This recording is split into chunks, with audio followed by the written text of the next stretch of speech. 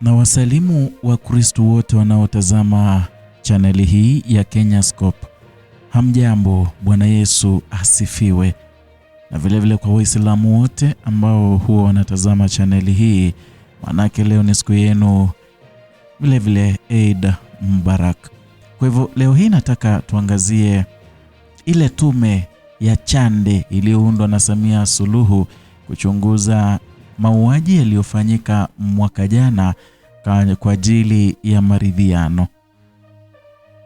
Hayo ndio nataka tuiangalie leo, kwamba tume ile ya Judge Othman Chande imemgeuka tena Samia na kumuita mwizi kutokana na ripoti iliyotolewa kuhusu mauaji yaliyofanyika Oktoba mwaka jana baada ya uchaguzi ambao wengi walisema kwamba haukuwa uchaguzi huru na haki. Ila kwa sasa Samia Suluhu amekataa ripoti ile kwa sababu mambo kadhaa yaliyokuwemo kwenye ripoti ile. Na vile vile kumbuka kwamba kwenye hiyo ripoti ambayo alipokea na tume ya Othman Chande, tume hiyo imeitaja, ama hakuna mahali tume hiyo imetaja jina Chadema kuhusika na mauaji ya Watanganyika siku ya Oktoba tarehe 29 mwaka jana, wakati yeye alishaelekeza tume hiyo tangu siku ya kwanza kwamba wafanye kila wawezalo, waweke lawama zote za mwaka jana za yale mauaji ya tarehe 29 waweze kubebesha viongozi wa Chadema.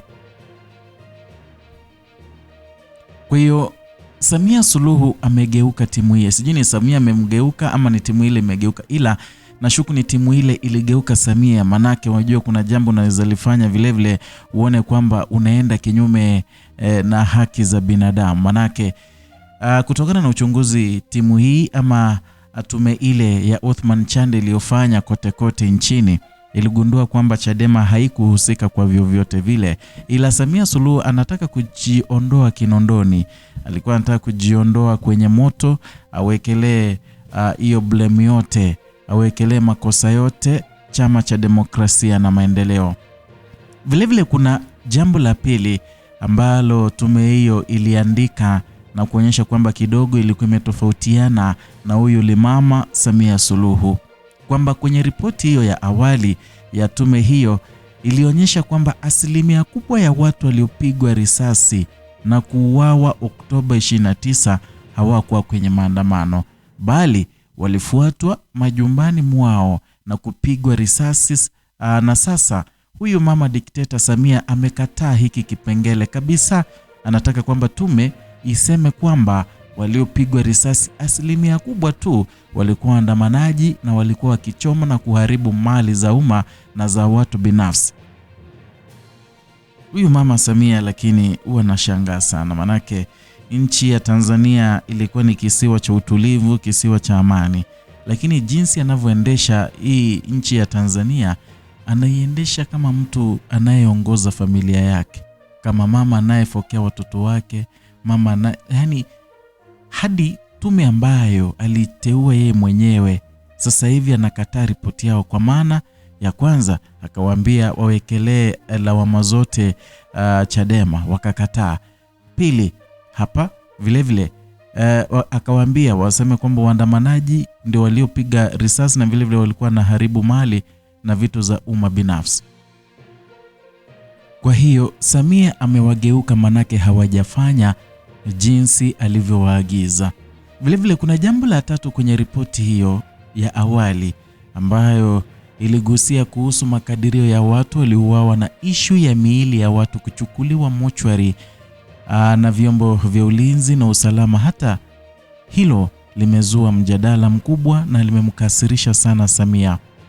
Amekataa na amesema kwamba mambo kama haya yanaweza kuzua taharuki, ni ama waachane nayo ama wapunguze idadi ya waliouawa kwenye maoni yake. Na vile vile ile kwamba miili ilikuwa inachukuliwa na polisi, hataki kitu kama hiyo kionekane. Na vile vile kwamba kulikuwa na kaburi la pamoja, jinsi CNN ilivyofichua kutokana na satellite za angani kwamba kulikuwa na kufukuliwa udongo kisha watu walizikwa. Hataki hilo vilevile lisemekane, manaka anaona kwamba hilo linaweza pia kuzua taharuki nchini Tanzania, na yeye anataka onekane kama kiongozi safi, kiongozi hana shida. Jambo la 4 kwenye ripoti ya awali ambayo imefanya Samia kutofautiana kabisa na tume hiyo, inaonyesha kwamba walioshiriki kupiga watu risasi na kuwaua ni maafisa wa jeshi la polisi wakisaidiwa na maafisa wa TISS, KMKM na wanajeshi kutoka nje ya mipaka ya Tanzania. Hii sasa ndo Samia hakutaka kusikia. Amekataa kabisa na anataka baadhi ya wahusika waondolewe kwenye ripoti. Ikuwe tu ni polisi, kwamba kusikwe na wanajeshi kutoka nje. Yani hataki aonekane mbaya.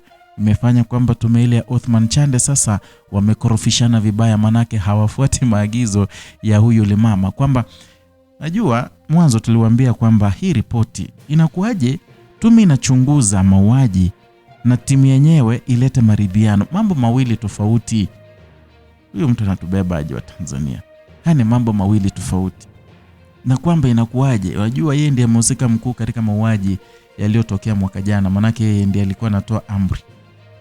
Inakuaje yeye mwenyewe ndio anayeteua tume inaomchunguza? Yani mtu ako kwenye ama ameshikanishwa na maovu, kisha anateua timu ambayo itamchunguza yeye. Inafanyikaje? Serikali gani? Ndio maana Chadema wameshinda kusema kwamba wanahitaji uchunguzi huru na wa haki kutoka nje ya mipaka ya Tanzania. Kwa hiyo Samia na udikteta wake, kwa hivyo ameambia tume ya Othman Chande kwamba yeye hakuwapa kazi kuichunguza serikali yake, bali aliwapa kazi ya kuchunguza mambo ya Oktoba tarehe 29. Wewe unakumbuka huyu mzee Wasira vile alitaja hayo. Unajua mzee Wasira akitaja hayo, jua hayo ni mambo ambayo Samia ameyataka mwenyewe. Kwa hivyo kwani hii tume ilikuwa inafanya kazi gani? Mbona wangesema tu hii tume, wameunda tume, apatie ripoti yake wakuja waiwasilishe? Manake hakukuwa na haja tume hii kupita kila mahali kuongea na watu, kuchunguza kuhusu yaliyotokea mwaka jana, ila yeye anataka ripoti ambayo ilitolewa na wananchi ifutiliwe mbali, ya kwake ambayo ameibuni tu itokee na si kweli, ni uongo, ili ataka yeye aonekane msafi. Kuna swala la 5 kwenye hiyo ripoti ya awali ambayo imesema kwamba chanzo cha maandamano ya Oktoba tarehe 29 ni madai ya wananchi juu ya swala la katiba mpya na tume huru ya uchunguzi. Ili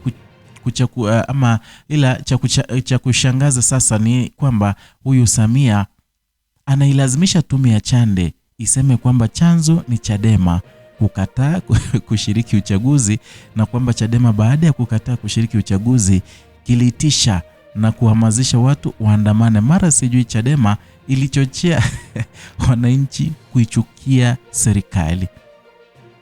Upuzi kweli. Yani wajua Chadema iligoma kwenda kufanya uchaguzi, kushiriki uchaguzi, kwa maana walisema kuwe na marekebisho ya katiba na ile tume ya uchaguzi ndiposa washiriki. Hayo yakutokea, kwa hivyo akasema hawashiriki. Lakini sasa mimi anasema anataka tume hiyo iandike chini kwamba anataka tume iandike chini kwamba Chadema walikataa kushiriki uchaguzi, kisha wakahamasisha watu kuandamana na vile kuchochea wananchi kuchukia serikali. Lakini anajua mwenyewe kwamba kisa na maana, hata kulikuwa na sauti za wale waliokuwa wanaandamana wakipiga kelele wakisema no reforms no election.